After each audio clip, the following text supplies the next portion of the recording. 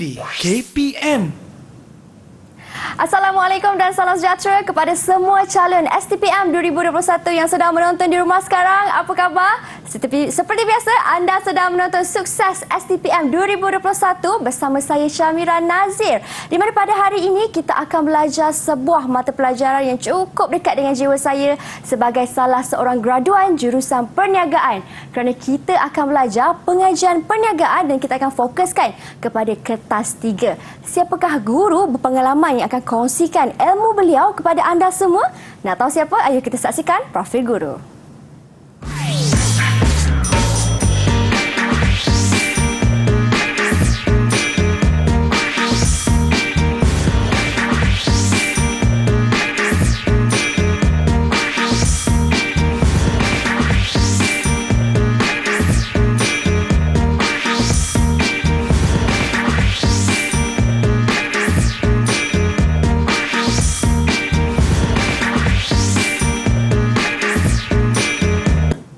Baiklah, dan di studio pada hari ini kita ada seorang guru cemerlang pengajian perniagaan, Cikgu Azmatun. Assalamualaikum, Cikgu. Waalaikumsalam warahmatullahi wabarakatuh. Mira. Wah, manis ni Cikgu hari ini. Baik, Cikgu, hari ini kita akan nak belajar mata pelajaran pengajian perniagaan untuk kertas 3, betul Cikgu? Betul, Mira. Untuk semester ketiga. Untuk semester ketiga. Ya. Pastinya pelajar di rumah sana pun turut serta orang kata tak sabar dan teruja untuk mengetahui bagaimana teknik dan juga cara untuk mereka peroleh markah yang maksima. Jadi silakan Cikgu. Okey, bismillahirrahmanirrahim. Assalamualaikum warahmatullahi wabarakatuh kepada semua pelajar calon-calon STPM 2021. Hari ini bersama dengan Cikgu. Okey, di studio hari ini Cikgu ditemani oleh kita punya pengacara yang cantik manis, Mira. Okey, akan bersama Cikgu, menemani Cikgu bersama-sama semua pelajar di rumah sana yang menyaksikan program Sukses STPM 2021. Jadi tanpa membuang masa lagi, hari ini Cikgu nak mengajar bagaimana pelajar-pelajar untuk mendapat keputusan ataupun mendapat markah yang maksimum untuk kertas pengajian perniagaan semester ke-3. Jadi sebelum kita pergi kepada slot yang seterusnya, Cikgu nak mengajar bagaimana menggunakan kaedah ILU. Juga nanti Cikgu nak ajar bagaimana nak mengajar tentang teknik SPBJ dan juga FHC dalam menjawab pengajian perniagaan. Jadi sebelum itu kita lihat dulu apa yang kita telah pelajari dalam semester ke-3. Kita ada 4 subtopik yang kita perlu kuasai dalam semester ke-3, iaitu kita belajar tajuk keusahawanan 30 waktu. Kita juga belajar rancangan perniagaan 32 waktu. Dan topik ketiga kita kuasai perniagaan antarabangsa. Dan yang keempat kita belajar etika perniagaan dan tanggungjawab sosial kita kuasai dan kita belajar dalam kelas sebanyak 20 waktu. Jadi ini adalah topik-topik yang kita telah pelajari sebenarnya dalam semester ke-3. Jadi hari ini kita nak fokus kepada bagaimana kita nak menjawab persoalan peperiksaan. Jadi untuk format kertas soalan pengajian perniagaan ini kita ada 2 bahagian, iaitu bahagian A dan bahagian B, di mana bahagian A mempunyai soalan esei struktur. Di mana kalau pelajar-pelajar boleh lihat di skrin adalah 50 markah daripada bahagian A, dan dalam bahagian A ada 10 esei struktur, dan bahagian B kita ada 2 bahagian soalan, iaitu kita ada soalan nombor 11 dan juga soalan nombor 12 dan 13, di mana pelajar-pelajar perlu menjawab salah satu, sama ada soalan 12 ataupun soalan 13. Cikgu, saya ada satu soalan Mira. nak tanya Cikgu. Disebabkan ada 2 bahagian, yang bahagian A dan juga bahagian B, bahagian mana yang pelajar perlu beri penekanan Cikgu? Sebenarnya pelajar Terima kasih Mira untuk soalan tu tadi. Okey, sebenarnya dua-dua bahagian sangat penting kerana kalau pelajar tidak menjawab salah satu bahagian soalan bermakna pelajar kurang markah, di mana bahagian A kita 50 markah diperuntukkan dan bahagian B 50 markah. Jadi keseluruhan markah adalah 100 markah. Bermakna kalau pelajar tidak menjawab salah satu bahagian, jadi pelajar dah dapat kurang markah kan? Betul tak? Betul. Jadi kedua-dua bahagian sangat penting untuk kita kuasai. Baik. Okey, jadi ini adalah tips masa menjawab. Kita ada 1 jam 45 minit sahaja untuk kertas kita ni. Kita tak punya banyak masa. Jadi kita peruntukkan 30 minit setiap satu bahagian soalan. Untuk soalan esei nombor 1 kita peruntukkan 30 minit. Untuk soalan kajian kes kita peruntukkan 30 minit, dan untuk soalan pilihan sama ada 12 atau 30 minit je masa kita ada untuk menjawab soalan ini. Dan 15 minit lagi kita peruntukkan untuk kita membuat perancangan untuk menjawab, sama ada kita menggariskan kata tugas soalan, kata kunci soalan, mengeluarkan fakta-fakta. Okey, conteng dulu kertas kita punya kertas soalan tu, keluarkan semua fakta-fakta yang ada, dan kita barulah memulakan menulis jawapan kita. Okey. Boleh pelajar setakat ini? Boleh cikgu. Ya. Baiklah cikgu. Cukup jelas penjelasan cikgu tentang cara ataupun format kertas peperiksaan pengajian perniagaan untuk kertas 3 ini, dan juga cara strategi untuk mendapatkan markah yang maksimum. Kalau macam tu kita berhenti berehat seketika. Kepada semua pelajar STPM di luar sana, jangan ke mana-mana, kita kembali selepas ini hanya di Sukses STPM 2021. Didik TV KPM. Baik, kembali kita dalam Sukses STPM 2021.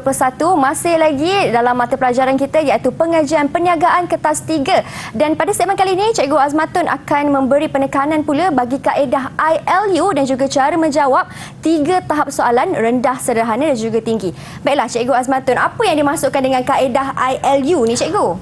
Mira, okey, sebenarnya teknik mengingat fakta ini menggunakan kaedah I love you atau I love you. I love you. Okey. Okey. Jadi sebenarnya teknik ini sebenarnya digunakan untuk memudahkan pelajar bagaimana cara belajar mengingati fakta. Jadi tanpa membuang masa lagi, cikgu nak terangkan bagaimana penggunaan kaedah ILU ataupun I love you ni untuk pelajar-pelajar boleh guna dalam pelajar-pelajar belajar untuk mendapatkan skor dalam subjek pengajian perniagaan. Jadi I itu adalah bagaimana teknik mengingat, iaitu ingat sukatan mata pelajaran. Sebelum kita pergi kepada membuat latihan, ujian dan sebagainya, kita kena tahu apakah yang kita belajar. Jadi kita kena tahu sukatan mata pelajaran, fakta-fakta yang kita kena kuasai dalam topik semester ketiga ini. Kata tugas soalan, bentuk soalan, nanti cikgu akan huraikan lebih lanjut lagi. L adalah membuat latihan. Jadi berpandukan kepada nota-nota yang kita ada, kita kena buat latihan, tulis semula fakta, dan akhir sekali uji, di mana kita guna balik semula kertas-kertas soalan ataupun soalan-soalan yang telah diberikan itu. Tanpa melihat nota, kita menulis semula fakta-fakta yang kita telah kuasai, dan kita cuba jawab tanpa melihat nota. Jadi kita tengok teknik menjawab soalan untuk bahagian A ini. Sebab apa? Kita kena tahu keseluruhan sukatan mata pelajaran, sebab untuk topik ini kita menguasai keempat-empat topik. Jadi sebab tu kita kena mengetahui, ingat semua sukatan mata pelajaran dan fakta yang ada dalam kita punya sukatan. Jadi kita tengok strategi menjawab. Yang pertama adalah setiap jawapan mesti ditulis pembuka jawapan. Jadi jangan lupa bahawa setiap soalan, setiap jawapan sebelum menulis kena tulis dulu pembuka jawapan. Setiap fakta jawapan perlu diasingkan daripada huraian. Bermakna nampakkan perbezaan mana fakta, mana huraian. Okey. Dan yang ketiga, setiap jawapan mesti mengandungi fakta, huraian dan juga contoh. Okey. Dan yang keempat, jawapan boleh ditulis dalam bentuk point, nombor, okey, abjad ataupun huruf. Dan yang kelima, menggariskan kata kunci dan juga kata tugas soalan. Yang keenam, pelajar boleh menjawab ikut peruntukan markah. Kalau 6, jawab 6 markah. Kalau 10, jawab 10 markah. Okey, yang ketujuh, menyertakan rajah dan jadual untuk menyokong jawapan. Kalau soalan meminta melukis gambar rajah, bermakna pelajar mesti lukis gambar rajah. Dan yang ke-8, okey, rajah dan jadual perlulah dilukis dan dilabelkan dengan kemas. Jadi ini adalah strategi untuk menjawab. Okey. Jadi cikgu terangkan juga kepada pelajar-pelajar arah soalan yang ada dalam kertas pengajian perniagaan ini. Jadi kita ada 3 arah soalan: rendah, sederhana dan tinggi. Okey, kalau kita lihat di sini, kata tugas soalan untuk arah rendah, nyatakan, senaraikan, berikan. Di mana elemen dalam jawapan hanyalah memberikan fakta sahaja. Okey, untuk arah sederhana, kata tugasnya huraikan. Okey, huraikan bermakna ada 2 elemen yang perlu ada dalam jawapan, iaitu fakta dan huraian. Okey, atau contoh yang sesuai. Dan untuk aras tinggi, kata tugas jelaskan dan terangkan. Okey, jadi untuk aras tinggi ini ada 3 elemen yang perlu ada dalam jawapan pelajar, iaitu fakta, huraian dan contoh. Jadi ini adalah arah soalan yang perlu pelajar ketahui sebelum pelajar mula menjawab soalan dan juga dalam membuat latihan dan juga ujian. Okey, kita lihat satu persatu bagaimana cikgu nak tunjukkan contoh soalan dan juga cadangan jawapan mengikut arah soalan itu tadi. Okey, bagi kata tugas senaraikan, nyatakan, berikan.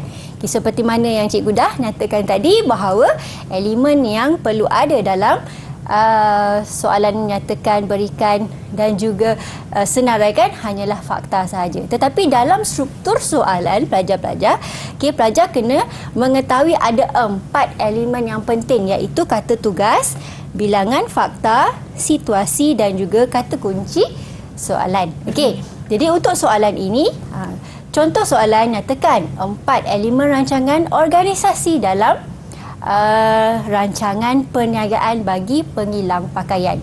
Okey, dekat sini, nyatakan adalah kata tugas soalan. Okey. 4 adalah bilangan fakta yang dikehendaki oleh soalan, fakta yang perlu diberikan. Dan elemen rancangan organisasi adalah kata kunci bahawa soalan ini daripada topik rancangan perniagaan, dan pengilang pakaian adalah situasi, bermakna dalam jawapan mesti ada ditulis pengilang pakaian. Okey. 4 markah. Tadi 4 markah. Jadi cadangan jawapan sebegini. Bermakna kita tulis pembuka jawapan dulu. 4 elemen rancangan organisasi dalam rancangan perniagaan bagi pengilang pakaian ialah 1. Struktur organisasi perniagaan membuat pakaian, 1 markah. Yang kedua, matlamat dan strategi organisasi membuat pakaian, 1 markah. Okey, senarai kaki tangan pengurusan beserta gaji dan bilangan serta status, 1 markah. Dan yang keempat, senarai butiran lengkap jawatan beserta kelayakan akademik dan kemahiran, 1 markah. Jadi peruntukannya adalah 1 fakta, 1 markah. Okey, mana-mana 4 yang pertama, tiada huraian diperlukan sebab kata tugasnya senaraikan, nyatakan dan berikan sahaja. Okey, kita tengok kata tugas yang kedua untuk aras yang kedua yang sederhana, iaitu huraikan. Jadi kalau kita tengok soalan, huraikan 2 sumber modal formal dalam bentuk pinjaman yang boleh diperolehi oleh seorang usahawan. Makanya 4 juga. Okey, kita tengok cadangan jawapan. Okey, cadangan jawapan, 2 sumber modal formal dalam bentuk pinjaman yang boleh diperolehi seseorang usahawan ialah, jangan lupa pembuka jawapan. Pertama, pinjaman daripada kerajaan. 1 markah untuk fakta. Diperoleh daripada agensi kerajaan seperti MARA, Tekun, Bank SME, MECD dan lain-lain. 1 markah untuk huraian fakta pinjaman daripada kerajaan. Okey. Fakta kedua, overdraft. 1 markah. Okey, huraiannya. Okey, 1 kemudahan jangka pendek yang disediakan oleh Bank Perdagangan di mana seseorang pelanggan yang mempunyai akaun semasa dibenarkan mengeluarkan wang melebihi baki yang ada di dalam akaun setakat had yang telah ditetapkan. Jadi, 2 yang pertama ataupun jawapan yang ditulis, 2 pertama akan dapat markah. Okey, 1 fakta, 1 markah, 1 huraian, 1 markah. Jadi jarak 2 jadi 2 fakta, 4 markah. Tapi kan cikgu, saya nak tanya juga, andai kata pelajar terlupa untuk memberi orang kata contoh, maaf saya terlupa untuk memberikan huraian. Mereka hanya memberikan contoh sahaja. Boleh ke cikgu ataupun markah dia akan kurang? Boleh. Kalau kata tugas soalan huraikan, pelajar dia tak bagi huraian kan, dia hanya memberi contoh terus, dia beri contoh. Jadi kita boleh dapat markah lagi. Pelajar masih lagi boleh dapat markah sekiranya contoh itu relevan sesuai dengan fakta yang hendak dihuraikan. Jadi tak ada masalah. Boleh kita terima. Okey, kita tengok kata tugas ataupun aras soalan yang ketiga yang tinggi, iaitu terangkan dan jelaskan. Ada 3 elemen yang perlu ada dalam kata tugas terangkan dan jelaskan ini, iaitu fakta, huraian dan contoh kan. Okey, jadi kita tengok contoh soalan. Okey, terangkan 2 pendekatan tindakan beretika sesebuah organisasi perniagaan. 6 markah. Pelajar nak cuba jawab tak? Kan, mesti. Siapa boleh jawab? Okey. Okey, mari kita tengok cadangan jawapan. Okey, kita tengok cadangan jawapan. Okey, untuk soalan ini. 2 pendekatan tindakan beretika sesebuah organisasi perniagaan ialah okey, pendekatan keadilan, pembuatan keputusan yang berasaskan kesamarataan kepada setiap individu dalam sesuatu kelompok manusia. Okey, itu adalah huraian pertama. Okey, huraian kedua, keputusan dan gelagat beretika dinilai dari segi keadilan semasa, mengagihkan kos dan faedah, dan contoh. Contohnya kena tulis contohnya, ataupun pelajar boleh tulislah C1 boleh juga. Okey, pekerja lelaki dan wanita tidak harus menerima gaji yang berlainan jika mereka melakukan kerja yang sama. Ini contoh cadangan jawapan bagaimana nak jawab soalan terangkan. Okey, mesti ada fakta, ada huraian dan ada contoh. Okey, ini pendekatan yang kedua ataupun fakta kedua. Kita tengok pendekatan hak moral, 1 markah. Huraiannya, okey, menggariskan bahawa setiap individu mempunyai hak asasi dan kebebasan yang tidak boleh dicabuli oleh keputusan yang dibuat seseorang individu. 1 markah. Okey, huraian kedua, keputusan beretika adalah langkah yang terbaik diambil untuk mengekalkan hak-hak setiap individu yang terlibat. 1 markah. Dan kita bagi 1 contoh, iaitu contohnya seseorang majikan perlu menghormati hak pekerja walaupun bertentangan dengan keperluan majikan untuk melihat pekerja-pekerja lebih cenderung dan lebih proaktif. Jadi kalau tengok contoh jawapan ini, bermakna huraian contoh, okey, untuk ini 6 markah, bermakna huraian ni 1 dah cukup sebab ada 2 fakta kan. Jadi 2 huraian dan 2 contoh. Jadi ini cikgu bagi ekstra lah huraian. Cuma cikgu nak tunjukkan bahawa ayat huraian itu mestilah ayat yang lengkap. Tak boleh ditulis atau pendek-pendek ataupun tidak sampai maksudnya. Jadi huraian itu mestilah lengkap. Okey, kita tengok satu lagi. Cikgu nak tunjukkan soalan contoh perbezaan. Contoh perbezaan, ini soalan contoh untuk soalan perbezaan. Berikan perbezaan antara perniagaan dengan usahawan dari aspek matlamat dan skala perniagaan. 4 markah. Okey, macam mana nak jawab soalan perbezaan ni pelajar-pelajar? Okey. Jadi yang penting yang perlu ada dalam soalan perbezaan adalah aspek itu yang perlu ditulis oleh pelajar. Jangan lupa aspek itu, kerana bila perbezaan kita nak melihat apakah yang kita bezakan, aspek apa ataupun dimensi apa. Okey, untuk contoh jawapan soalan ini tadi, jadi dia minta perbezaan peniaga dengan usahawan dari aspek matlamat dan juga skala perniagaan. Jadi dia dah berikan dalam soalan apakah aspek yang nak dibezakan. Jadi kita nak bezakan yang pertama sekali daripada segi matlamat, iaitu usahawan mementingkan keuntungan di samping mengutamakan sumbangan dan khidmat kepada masyarakat dan negara. Okey, peniaga pula daripada segi perbezaan matlamatnya untuk mendapatkan keuntungan bagi menyara diri sendiri dan keluarga serta mengamalkan falsafah cukup makan, tanpa mengambil kira sumbangan kepada masyarakat dan negara. Itu perbezaan yang pertama. Perbezaan yang kedua, kita nak lihat daripada skala perniagaan, di mana usahawan di peringkat awal hanya berskala kecil tetapi sentiasa mencari peluang untuk mengembangkan perniagaan. Skala kepada yang lebih besar. Jadi mengembangkan perniagaan ini. Dan untuk peniaga berskala kecil dan kurang berupaya untuk mengembangkan perniagaan. Satu markah. Jadi untuk soalan perbezaan, 1, 2, 3, 4. Jadi 4 markah.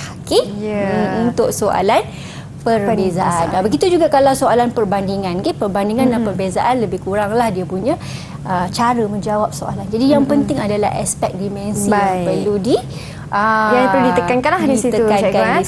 Dan mungkin cara selamat untuk menjawab bagi soalan perbezaan ataupun perbandingan ini ialah dengan membuat kotak. Cikgu betul, supaya Mira. pemeriksa pun lebih senang untuk menanda.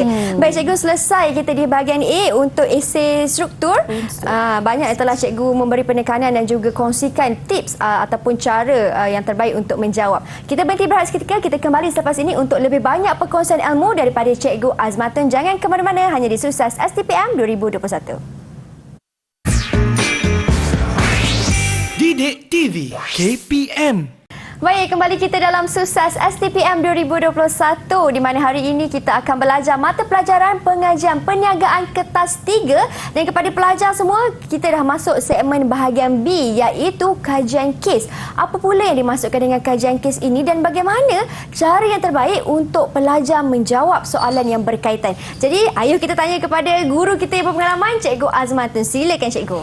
Terima kasih Mira. Assalamualaikum. Kita jumpa lagi untuk kita punya bahagian soalan seterusnya, iaitu bahagian B. Jadi untuk bahagian B ni kita nak lihat pula kepada bagaimana kita nak menjawab soalan kajian kes dan juga nanti soalan nombor 12 dan nombor 13. Jadi kita tengok dulu macam mana strategi untuk kita nak jawab soalan kajian kes dalam bahagian B ini. Jadi cikgu nak memperkenalkan teknik ataupun bagaimana pelajar boleh mengingat langkah menjawab soalan kajian kes menggunakan teknik SPBJ ataupun saya pasti boleh jawab.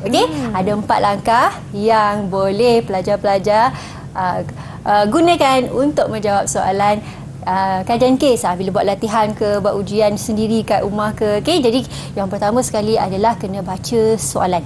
Itu S saya. S untuk soalan. Baca soalan kes dulu. Jangan baca petikan dulu. Kalau kes ni kita ada petikan tau Mira. Jadi jangan baca petikan dulu, baca soalan dulu. Yang kedua, kita P, iaitu pasti ataupun mengenal pasti apakah fakta yang ada dalam soalan. Fakta apa yang ditanya oleh soalan. Ingat tu pelajar. Sebab tu kena kuasai sukatan mata pelajaran apa yang kita belajar. Dan langkah ketiga B, boleh iaitu baca petikan kes. Barulah kita baca. Setelah kita baca soalan, kita kenal pasti fakta, kita dah conteng-conteng apa fakta yang nak dikeluarkan dalam sukatan yang kita dah belajar. Dan kita barulah kita baca petikan. Apa yang ada dalam petikan, apa yang berkaitan dalam petikan, apa fakta yang disebut dalam petikan dan kaitan yang ada dalam kes petikan itu. Dan langkah terakhir, barulah kita J, jawab barulah kita tulis jawapan. Jadi supaya kita tidak orang kata kalut ataupun jawapan kita itu nampak tersusun, jadi kita boleh gunakan 4 langkah ini. Okey, saya pasti boleh jawab SPPJ. Jadi baca soalan, kenal pasti fakta, okey, baca kes dan last sekali jawab, baru jawab. Okey. Okey. Jadi cikgu nak tunjukkan bagaimana struktur pelajar-pelajar boleh menjawab soalan kajian kes ini. Jadi untuk soalan kajian kes, pelajar boleh menjawab dalam bentuk kotak juga. Okey. Di mana pelajar boleh kategorikan fakta, huraian definisi fakta dan juga kaitan kes dekat tepi sekali. Okey. Jadi dalam fakta, kena nyatakan fakta berdasarkan pentafsiran atau analisis yang ada dalam petikan soalan ataupun petikan yang diberikan dalam soalan. Okey, markah akan diperuntukkan sebanyak 1 markah untuk setiap fakta. Jadi, untuk fakta, kita mesti beri definisi. Okey, definisi fakta mesti diberikan atau huraian bagi setiap fakta kita berikan. Okey, sama ada fakta itu fakta umum ataupun fakta khusus. Okey, ayat huraian tu mesti lengkap. Okey, peruntukan markah untuk huraian ini adalah 1 markah juga, sama macam fakta, 1 markah. Okey, kaitan kes. Okey, ayat, tulis ayat dari kes mengikut kesesuaian fakta. Okey, dan kes yang berkaitan. Jadi dalam petikan itu kita akan kaitkan dengan apa fakta yang kita tulis tadi tu. Okey, jadi kaitan kes itu mesti ada kaitan dengan fakta. Okey, kaitan kes yang sama boleh digunakan dalam fakta yang berbeza. Maksudnya, sekiranya fakta pertama kita dah ambil ayat kaitan kes tersebut, fakta kedua masih lagi berkaitan, boleh digunakan petikan tersebut untuk fakta kedua, jadi boleh ditulis dalam kaitan kes fakta kedua. Dan peruntukan markah, okey, untuk kaitan kes ini bergantung kepada markah soalan ni. Kadang-kadang ada 2, 1 kaitan, ada 1. Okey. Okey, jadi itu bergantung kepada peruntukan markah. Okey, jadi boleh juga pelajar-pelajar menjawab dalam bentuk esei biasa. Bermakna kalau tak nak, ada juga pelajar-pelajar yang dia mungkin rasa lambat, dia nak lukis kotak, dia boleh juga menjawab dalam bentuk esei bertulis biasa. Jadi mengikut flow macam soalan struktur bahagian A tadi, fakta huraian contoh kan. Okey, tapi yang ini tak boleh tulis contohlah, kita tulis fakta huraian kaitan kes. Okey, untuk soalan, okey, ini cikgu bagikan 2 contoh soalan bagaimana menjawab kes. Okey, petikan kes ni cikgu tak sertakan. Okey, ini sebagai contoh bagaimana nak memberitahu kepada pelajar bagaimana cara untuk menjawab soalan kes. Okey, jadi untuk soalan yang pertama, okey, jelaskan ciri-ciri peribadi Florence sebagai usahawan. Bermakna kalau kita tengok soalan itu, kita tahu bahawa tajuk ataupun fakta yang berkaitan adalah dalam tajuk keusahawanan kan, bab 1 tadi. Okey, sebab dia tajuk ciri-ciri peribadi usahawan. Okey, 18 markah. Nampak markah dia banyak. Jadi maksimum untuk soalan kes ni, maksimum tadi lebih kurang dalam 35 markah untuk soalan kes ya. Okey, ini contoh soalan. Okey, yang kedua, terangkan kaedah bagi memulakan perniagaan yang paling tepat untuk dilaksanakan oleh Haji Bakar. Ini sebenarnya kes yang berbeza-beza ya soalan ini. Cikgu hanya nak menunjukkan bagaimana contoh soalan kepada pelajar-pelajar. Okey, jadi kita tengok bagaimana cadangan jawapan. Okey, yang pertama tadi, okey, jangan lupa setiap jawapan pelajar kena tulis pembuka jawapan sebagai nampaklah jawapan itu ditulis dengan baik, dibuat perancangan dengan baik. Okey, kita tengok fakta yang pertama, iaitu ciri-ciri peribadi usahawan kreatif. Okey, fakta 1 markah kita bagi. Okey, kalau tepat. Okey, huraian, mesti beri huraian tentang fakta itu, keupayaan untuk menghasilkan produk atau idea baru, okey, atau idea yang unik. Okey, 1 markah. Dan kaitan kes. Okay, kaitan kes ni kita ambil daripada petikan lah. Jadi bila kita ambil daripada petikan, kita kena salin ayat petikan tu dengan lengkap. Jangan salin separuh-separuh. Okey, supaya nanti takut pemeriksa tak jumpa pula kat mana kita ambil petikan tersebut. Okey, jadi kita ambil memulakan perniagaan dengan mengumpulkan hasil kraft tangan yang sangat berjaya di Malaysia. Bermakna kat sini ayat ini menerangkan tentang ada kaitan dengan kreatif tadi. Okey. Beliau telah mencampurkan seramik ke dalam koleksi kraft tangannya kerana permintaan untuk produk yang diperbuat daripada seramik semakin meningkat. Itu satu markah. Okey, kita tengok fakta yang kedua. Faktanya inovasi, di mana huraiannya perubahan, penambahan ataupun baharuan produk atau perniagaan sedia ada. Satu markah. Okey, lepas tu kita bagi ini huraian kaitan kes dia. Syarikat pernah mempromosikan barangan sehingga ke pusat membeli belah. Yang ini adalah kaitan kes yang ada kaitan dengan inovasi. Jadi kita tengok fakta yang ketiga, berwawasan atau berpandangan jauh, sentiasa maju ke hadapan dan mempunyai matlamat. Floren menyedari bahawa TMS perlu mempunyai keunikan dalam produknya. Jadi kat sini ada kaitan tentang berwawasan dan berpandangan jauh tadi kan. Fakta yang keempat, inisiatif, sama juga berikan huraian, mengambil tindakan proaktif, usaha yang tinggi atau bekerja keras. Satu markah. Kaitan kes, mendapatkan kemahiran dalam pengeluaran seramik. Jadi semua ini adalah mesti ada kaitan dengan fakta-fakta yang kita berikan untuk jawapan tersebut. Ini yang keenam. Jadi 18 markah, lebih kurang kita ada 6 fakta kan, ada 6 huraian dan 6 kaitan kes, lebih kurang ada 18 markah.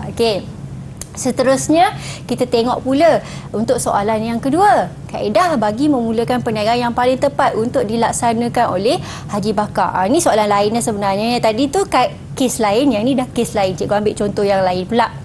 Di mana untuk soalan ini ada 2 fakta. Franchise dan memulakan perniagaan. Dekat mana cikgu dapat fakta ni? Sebenarnya fakta ni ada dalam kaitan kes. Dalam petikan. Huraian fakta 4 markah, kaitan kes 4 markah, huraian fakta untuk kelemahan. Mana-mana satu. Kalau kita jawab franchise, bermakna kita kena bagi huraian kelemahan untuk memulakan perniagaan. Kalau kita bagi fakta yang tepat ini adalah memulakan perniagaan sendiri, bermakna kelemahan ini kita kena bagi kelemahan untuk franchise. Akhirnya tukar macam tu. Sebab kita nak dapatkan yang paling tepat, tapi kita kena menyebut apakah kelemahan yang satu lagi kan. Dan kaitan kes, bagi huraian fakta kelemahan. Jadi ini 10 markah. 10 markah saja. Jadi cara menjawab dia, kita bagikan fakta. Yang pertama, kalau kita memilih memulakan perniagaan franchise itu yang paling tepat. Jadi kita bagilah kebaikan franchise. Huraian pertama, dan kaitan kes untuk memulakan perniagaan. Huraian kedua, apa dia kebaikan franchise? Di mana franchise mendapat khidmat sokongan daripada franchiser. Kaitan kes dia, yuran permulaan untuk sistem penyenamaan dan latihan. Itu adalah kaitan dengan bagaimana franchisee itu mendapat sokongan daripada franchiser kan. Dan kebaikan yang ketiga, dan akhirnya kita nak ada 4 untuk kebaikan kan. Dan akhir sekali kita boleh bagi satu kelemahan untuk mengukuhkan untuk fakta memulakan perniagaan tadi. Jadi kita bagi tadi franchise, kita pilih franchise, jadi kelemahan memulakan perniagaan sendiri. Jadi kita bagi satu huraian kelemahan dan kita bagi satu kaitan kes untuk mengukuhkan kita punya jawapan Baik. untuk cikgu boleh cikgu tukar kepada slide yang tadi sebelum ni cikgu. Yang mana Mira nak tanya saya soalan? ada satu soalan nak tanya kepada cikgu. Apa yang Mira perasan cikgu, bagi setiap contoh jawapan yang diberi pasti ada kaitan kes yang ditulis di situ. Andai kata pelajar tak tulis lah cikgu, mereka hanya memberikan fakta, huraian tetapi tak tulis perkataan kaitan kes tu. Boleh ke cikgu? Sebenarnya boleh. Tak ada masalah. Asalkan sekiranya, kalaulah kata tadi macam soalan struktur kita tulis contoh. Kalau ini kaitan kes, sepatutnya kita kena tulis kaitan kes. Tetapi bila pelajar, mungkin dia terlupa. Tetapi ayat itu mesti ayat yang lengkap. Jadi mungkin kita boleh tahu bahawa ayat itu adalah ayat daripada petikan kes. Jadi sebab itu tadi tu cikgu ingatkan bahawa pelajar-pelajar bila menulis tu nampakkan perbandingan mana fakta, mana huraian, mana kalau contoh-contoh. Kalau kaitan kes ni kaitan kes. Jadi kalau sekiranya tak tulis pun kaitan kes, maknanya kalau guru ke pemeriksa ke membaca, dia masih lagi faham, oh ini adalah ayat kaitan kes, masih lagi boleh. Tapi seelok-eloknya, yang secantik-cantiknya jawapan, tulislah kan, supaya memudahkan kalau guru nak semak latihan ke pemeriksa untuk menyemak kertas ke kan, jadi lebih mudah. Okay? Wah. Baik, itu dia penjelasan cikgu tentang kajian kes ni. Apa sebenarnya kajian kes ni, dah faham dah, dan juga bagaimana untuk mengaplikasikan kaedah SPBJ. Baik cikgu, kalau macam tu kita berhenti berehat seketika. Kepada semua pelajar STPM di luar sana, jangan ke mana-mana untuk lebih banyak perkongsian daripada Cikgu Azmatun. Kita kembali selepas ini hanya di Sukses STPM 2021. Didik TV KPM. Kembali kita dalam Sukses STPM 2021. Kali ini di segmen ini Cikgu Azmatun akan memberi fokus ataupun penekanan masih lagi di soalan bahagian B, tetapi esei konsep. Apa pula esei konsep tu? Silakan cikgu. Ya, terima kasih Mira. Semua pelajar di luar sana harap-harap masih kekal setia menonton cikgu dan juga Mira kat sini Okay, jadi cikgu nak sambung. Okay, kita punya untuk teknik menjawab soalan, kita bahagian B lagi, tapi untuk esei konsep, iaitu soalan nombor 12 dan nombor 13. Kat sini kita boleh guna kaedah FHC, fakta huraian contoh. Tadi ILU, lepas tu SPBJ, lepas tu kita guna FHC untuk kaedah menjawab soalan esei konsep ini. Okey, jadi pelajar-pelajar kita tengok terus, sebenarnya tak ada perbezaan untuk esei struktur dan esei konsep ni. Berbezanya adalah markah dia sebenarnya. Daripada segi teknik kata tugas soalan sama sahaja. Okey, cara menjawab itu sama saja. Yang berbeza adalah kalau esei struktur tadi mungkin satu huraian saja untuk fakta, tetapi untuk esei konsep ni mungkin memerlukan 2-3 huraian dan juga mesti diberikan contoh. Okey, sebab untuk soalan esei struktur ini, esei konsep ini, bahagian B ni, dia arasnya aras tinggi. Jadi kata tugas soalannya biasanya jelaskan, terangkan. Okey, kalau kita lihat pada contoh-contoh soalan. Jadi kita tengok terus kepada contoh soalan. Okey, jadi contoh soalan terangkan atau jelaskan, sebab dia melibatkan markah yang banyak. Jadi dia memang kata tugasnya terangkan, jelaskan. Okey, yang pertama kita tengok terangkan proses merealisasikan idea. Okey, ini markah 18 markah. Okey, panjang lah kan jawapannya. Jadi kita tengok markah banyak, memang panjang lah. Jadi kita tahu bahawa proses merealisasikan idea, okey, dia tak bagi kita 5 ke 6 ke, dia bagi secara umum saja kan. Jadi proses merealisasikan idea. Jadi di sini kita mesti kata tugas soalan terangkan, tadi kita dah tahu, cikgu dah ajar bagaimana kata tugas terangkan, jelaskan, mesti ada 3 elemen, iaitu fakta, huraian dan contoh. Okey, jadi untuk kita nak bagi apa faktanya, okey, jadi kita belajar dalam sukatan mata pelajaran kita, okey, di mana proses merealisasikan idea ada 7 proses kan. Jadi kita nak kena huraikan ke 7 proses ini, sebab dia tak nyatakan berapa kan, 5 ke 6 ke, jadi kita kena bagi semualah.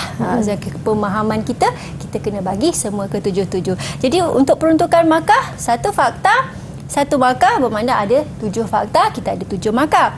Okey, 1 huraian 1 markah, jadi kita ada 7 fakta, kita ada 7 markah, dan setiap satu contoh kita akan bagi 7 markah juga, sebab ada 7 fakta 7 contoh lah kan. Okey, jadi untuk jumlah ada 21, tapi dia nak 18. Jadi kalau kita boleh memberikan lengkap begini 21 markah, bermakna maksimum kita akan dapat 18 markah lah. Okey, ini adalah bagaimana kita membuat perancangan peruntukan. Kita nak tahu macam mana kita nak dapat maksimum markah. Bermakna walaupun kita tengok 18, kita jangan skip di mana-mana. Jangan kata tak bagi contoh ke apa, kita kena bagi juga ke ketiga-tiga elemen tersebut. Jadi kita cikgu tunjukkan bagaimana cadangan jawapan yang baik untuk pelajar-pelajar boleh jawab. Okey, soalan ini proses merealisasikan idea. So, tahap pertama adalah tahap idea, iaitu bagi huraian, idea dijana, dikumpul dan disenaraikan. So, cukup satu huraian untuk memadai untuk soalan ini sebab kita ada 7 fakta. Jadi, kita nak bagi 7 huraian dan 7 contoh saja. Jadi, tak perlu beri banyak huraian. Okey, dan kita bagi satu contoh yang berkaitan di mana tahap idea adalah sumber utama idea termasuk sumber dalaman dan sumber luaran seperti pekerja, pelanggan, pesaing, pengedar, pembekal dan lain-lain. Okey. Okey. Untuk fakta kedua iaitu tahap menapis idea, kita dapat 1 markah untuk fakta. Jadi, kita bagi satu huraian iaitu tahap menapis idea merupakan idea-idea yang menjanjikan kejayaan dikenal pasti dan idea-idea yang kurang praktik digugurkan. Contoh, kaedah penilaian yang digunakan dalam peringkat ini ialah senarai penilaian sistematik pasaran apabila setiap idea baru dinyatakan dalam bentuk nilai utama, merit dan faedah-faedah usaha menyediakan senarai semak dan mengandungi semua aspek penilaian. 1 markah. Okey, begitu juga untuk tahap ketiga ataupun proses ketiga. Bagikan fakta, bagikan huraian, berikan contoh. Kan? Okey. Tahap keempat iaitu menguji konsep. Kita bagikan huraian apa tu maksud menguji konsep dan kita bagikan contoh yang bersesuaian dengan soalan.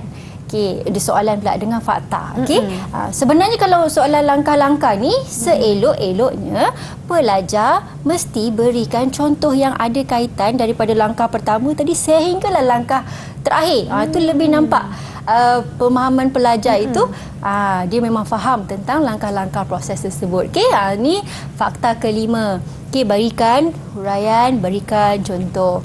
Okey, fakta keenam, berikan satu huraian, berikan satu contoh. Okey. Dan tahap ketujuh, tahap terakhir iaitu tahap mengkomersialkan produk. Bagi satu huraian untuk mengkomersialkan, tahap mengkomersialkan dan bagi satu contoh yang bersesuaian. Sebab tu kalau boleh berkaitan jadi lebih cantik flow jawapan itu kan. Jadi kita peruntukkan tadi satu fakta, satu markah, satu huraian, satu markah, satu contoh, satu markah. Jadi kita ada 7 fakta. Darab dengan 7 kita ada 21 markah kan. Tapi kita nak maksimum 18 markah je. Jadi bila kita bagi komplit ni bermakna kita boleh dapatlah 18 markah. Okey, markah penuh tadi kan. Jadi ini panduan pemarkahan soalan proses atau langkah. Okey, cikgu tunjukkan kalau keadaannya ataupun situasi yang pertama. Okey. Langkah 1 betul, 2 betul, 3 betul, 4 betul, 5 betul. Jadi semua betul lah. Tak ada masalah, tak ada isu kat situ. Okey, keadaan kedua. Langkah 1 betul. Tiba-tiba langkah 2 tak ingat. Tinggalkan saja. Langkah 3 tulis langkah 3. Betul, 4 betul, 5 betul. Jadi kita akan hilang markah dekat langkah kedua je kan. Okey, langkah untuk yang ketiga. Okey, langkah 1 betul. Langkah 3, 4, 5. So kita dah skip 2 tadi kan. Sepatutnya bila kita tak ingat, kita jangan tulis apa-apa je. Jangan skip ke atas kan. Jadi kita biarkan je. Jadi kita akan dapat satu je langkah. Okey, untuk keadaan keempat, langkah 1 kita tak tulis. Terus 2, 3, 4, 5. Jadi semua tak ada markah. Okey? Untuk keadaan kelima, langkah 1 betul, langkah 3 salah. Ni terbalik. 3 dengan 2 terbalik kan. Langkah 2 sepatutnya sini 2, sini 3. Tapi kita tulis sini 2, sini 3, 4, 5. Jadi kita akan hilang markah untuk langkah ketiga dengan langkah kedua. Okey, jadi ini adalah bagaimana panduan, bagaimana proses tadi. Okey.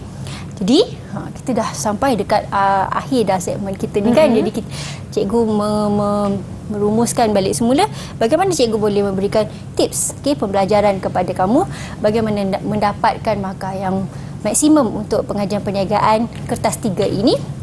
Yang pertama sekali kena buat perancangan. Okey. Yang kedua, menjawab mengikut kehendak dan juga kata kunci soalan. Jadi tadi cikgu dah sebutkan kata kunci soalan, dah tahu kan apa tu kehendak soalan. Jadi sebab tu kena menguasai silibus mata pelajaran tu tadi.